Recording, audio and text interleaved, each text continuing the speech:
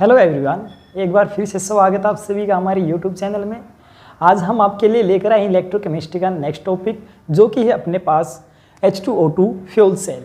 H2O2 fuel cell के बारे में हम पढ़ेंगे। इससे पहले हमने लेड एसिड बैटरी को डिस्कस किया था। आज हम H2O2 फ्यूल सेल को पढ़ेंगे। इसको हम वैक्यूम सेल भी कहते हैं। देखिए बेसिकली होता क्या है, अगर मैं इसकी आउटलाइन की बात करूँ, इसके डायग्राम की बात करूँ, तो अपने पास कुछ डायग्राम इस तरह का दिखता है। इस डायग्राम में अपने पास 3 ओपनिंग्स होती हैं। एक ओपनिंग ये रही जहाँ से हमने H2 गैस को डाला है, दूसरी ओपनिंग ये रही जहाँ से हमने O2 को डाला, और तीसरी अपने पास ये ओपनिंग रहती है। ठीक है, इस ओपनिंग का डिस्कस हम थोड़ी देर के बाद करेंगे, अभी बता देंगे क्या होता है। फिर अब यहाँ पर अपने पास क्या होता है, 2 इलेक्ट्रोड होती हैं। ये जो दोनों इलेक्ट्रोड होती हैं ये एक प्रकार से हम ये बोल सकते हैं कि होल होती हैं। ठीक है, इनके बीच में स्पेस रहता है और इनमें पोर्स होते हैं, जैसे छोटे छोटे मैंने इसमें बना रखे हैं। अब होता क्या है कि जो ये इलेक्ट्रोड होती हैं, इन इलेक्ट्रोड्स के अंदर निकल और प्लेटिनम का सॉल्यूशन डाला जाता है। निकल और प्लेटिनम पाउडर का एक सॉल्यूशन तैयार करके वो पाउडर इनके अंदर डाला जाता है। तो मैं यहाँ पर लिख भी सकता हूँ कि अपने पास निकल का और प्लेटिनम का पाउडर होता है बेसिकली। और जब ये जो 2 इलेक्ट्रोड होती हैं, इन 2 इलेक्ट्रोड के बीच में KOH का सॉल्यूशन होता है। KOH का सॉल्यूशन होता है हमारे पास।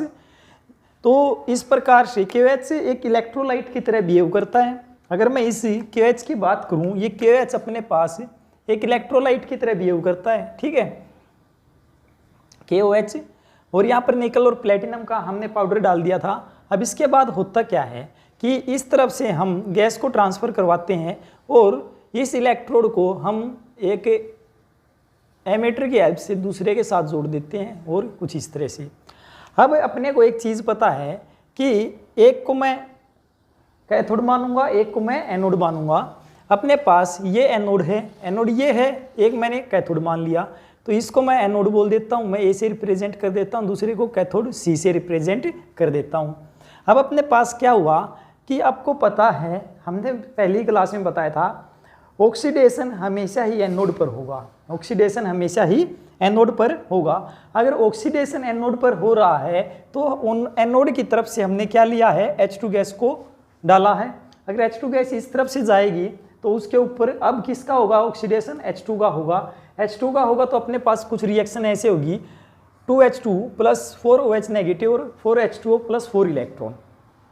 अब अगर मैं यहाँ की बात कर लेता हूँ, यहाँ पर रिएक्शन कुछ कैसे हुई होगी वो देख लेते हैं। यहाँ से H2 गैस आई, जो वो इन पोर्स के थ्रू इस तरफ जाती है, तो यहाँ पर किसमें अपने पास, यहाँ की बात कर लेता हूँ, तो अपने पास वो H पॉजिटिव आयंस देती है। क्या देती है? H पॉजिटिव आयंस देते हैं। यहाँ से इलेक्ट्रॉन निकलते हैं और इस इलेक्ट्रोड के थ्रू वे ट्रांसफर होना स्टार्ट होते हैं। इलेक्ट्रॉन के थ्रू ट्रांसफर होते हैं, तो अब एनोड के ऊपर यहाँ पर हम क्या कह सकते हैं कि कैसा चार्ज होगा, नेगेटिव चार्ज होगा। तो यहाँ पर नेगेटिव और यहाँ पर कैथोड के ऊपर अपने पास पॉजिटिव मिलेगा। अब यहाँ पर कौन था अपने पास, यहाँ पर था KOH का सॉल्यूशन, KOH का सॉल्यूशन था अपने पास। तो यहाँ से क्या हुआ कि K पॉजिटिव और OH नेगेटिव में ब्रेक हुआ होगा। अगर ये K पॉजिटिव और OH नेगेटिव में ब्रेक हुआ है तो हम एक चीज़ बोल सकते हैं कि अपने पास क्या हुआ होगा कि यहाँ से OH नेगेटिव, ये कौन H पॉजिटिव, ये आपस में रिएक्ट करेंगे क्योंकि पॉजिटिव और नेगेटिव चार्ज हैं।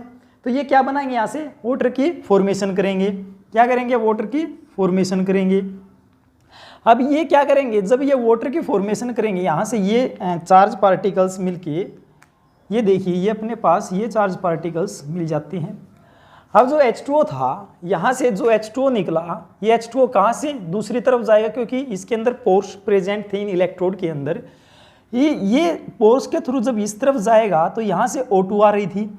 ये O2 क्या करेगी, यहाँ से जो वाटर की फॉर्मेशन हुई, ये O2 इसके साथ रिएक्ट करेगी। देखना अपने पास O2 जो हमने इस तरफ से डाली, और कौन था यहाँ पर H2O। ठीक है, और इलेक्ट्रॉन जो यहाँ से निकले थे वो इसके पास आए। जब ये आपस में कंबाइन होते हैं तो यहाँ पर अपने को क्या मिलता है, OH नेगेटिव आयंस की फॉर्मेशन मिल जाती है अपने पास। यहाँ से अपने को OH नेगेटिव आयंस मिलेंगे। अब ये अपने पास क्या हो गया, दिस इज द रिएक्शन ये अपने पास रिएक्शन होगी, ठीक है। मैं इसको ये भी दिखा लेता हूँ यहाँ पर। इससे पहले यहाँ से O2 आ रही थी, तो O2 को हम यहाँ पर दिखा लेते हैं प्लस, यहाँ से H2O, और इस डायरेक्शन में हम क्या दिखा लेते हैं, ठीक है, H2O आ ही जाता है, 4OH नेगेटिव आयंस, यही होता है इस प्रकार से। अब होता क्या है कि अपने पास ये रिएक्शन मिल जाती है। तो ये जो रिएक्शन होती है, ये जो अपने पास रिएक्शन होती है, ये एनोड पर थी, एक यहाँ पर कैथोड के साथ रिएक्शन हुई थी, क्योंकि यहाँ पर कैथोड आ जाती है, ठीक है। तो ये इलेक्ट्रॉन यहाँ पर होते हैं। तो ये जो रिएक्शंस होती हैं ये वाली, ये बेसिकली यहाँ पर इसके अंदर की बात होती है कि यहाँ पर होता है, बट फॉर्मेशन अपने पास OH नेगेटिव की हो जाती है। अगर मैं ऑल ओवर रिएक्शन की बात करूँ, मैं कंप्लीट रिएक्शन की बात करूँ, तो मेरे पास क्या होगा, कंप्लीट रिएक्शन में हमारे पास 4OH H2O से 2H2O, यहाँ पर 2 तो कट ही जाएंगे, 2 बच जाएंगे यहाँ से, 4 इलेक्ट्रॉन से ये 4 इलेक्ट्रॉन, तो क्या बचा अपने पास, इस 4OH नेगेटिव से ये 4OH नेगेटिव, तो 2H2 प्लस O2,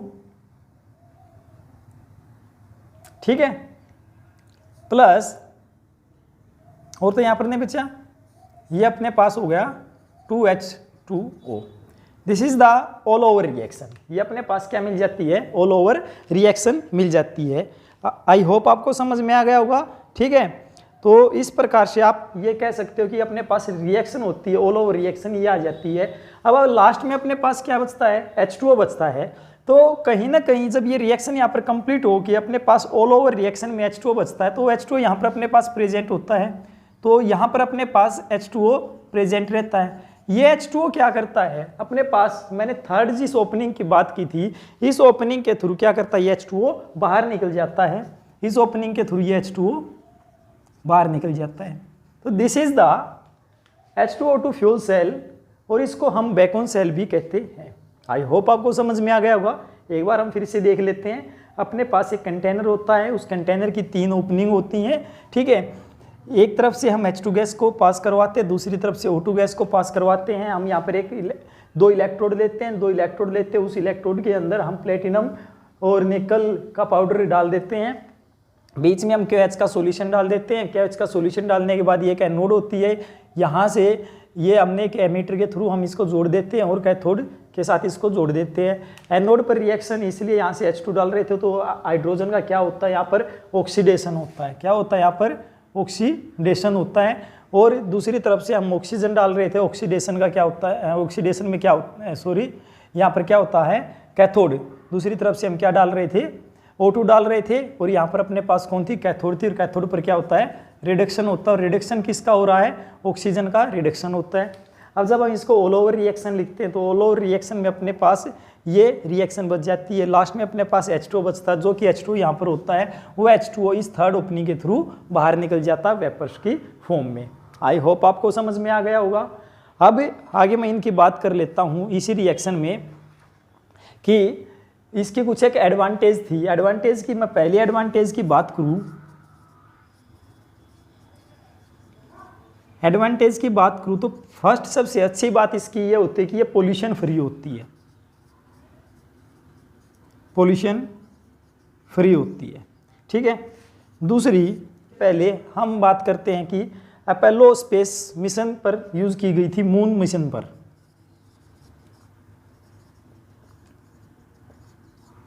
ठीक है। थर्ड, इसकी जो लाइफ टाइम होती है वो लंबी होती है, ठीक है। ये इसकी लाइफ टाइम क्या होती है, लंबी होती है, ये ज़्यादा लंबे समय तक चलने वाली होती है। तो हम ये बात बोल सकते हैं कि भाई ये कंटिन्यूसली चलती है और इसके पास हाई एफिशिएंसी होती है। तो हम ये भी बात बोल सकते हैं इसकी क्या होती है, हाई एफिशिएंसी होती है, ठीक है। ये हो जाएगा। अब मैं इसकी डिसएडवांटेज की बात कर लेता हूँ। डिसएडवांटेज क्या है, इसकी खामियां क्या हैं। एक तो जब हम यहाँ पर सॉल्यूशन ऐसा लेते हैं जिसकी वजह से यहाँ पर जंग लगने के चांसेस ज़्यादा रहते हैं, ठीक है। तो क्रोजिवनेस होती है,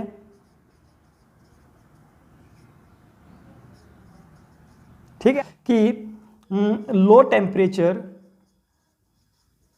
और हाई प्रेशर पर इसको यूज़ करना मुश्किल हो जाता है। ठीक है, लो टेम्परेचर और हाई प्रेशर पर इसको यूज़ करना मुश्किल हो जाता है, तो इसकी ये प्रॉब्लम होती है, इसको हैंडल करना मुश्किल हो जाता है। तीसरा, अगर हम इसकी ज़्यादा इंपॉर्टेंट की बात करते तो जो इसमें कैटलिस्ट डलते हैं वे भी क्या होते हैं, महंगे कैटलिस्ट का यूज़ होता है। अगर हम थर्ड में बात करते तो जो यहाँ पर कैटलिस्ट डलते हैं जैसे कि प्लेटिनम है, प्लेडिनम है, ये क्या होते हैं, कॉस्टली होते हैं। ये क्या होते हैं, कॉस्टली होते हैं। तो इसीलिए ये ज़्यादा कॉस्टली होते हैं। कॉस्टली होने की वजह से इनका इतना ज़्यादा इनका यूज़ नहीं कर पाते। तो ये थी अपने पास H2O2 fuel cell. I hope आपको समझ में आया होगा।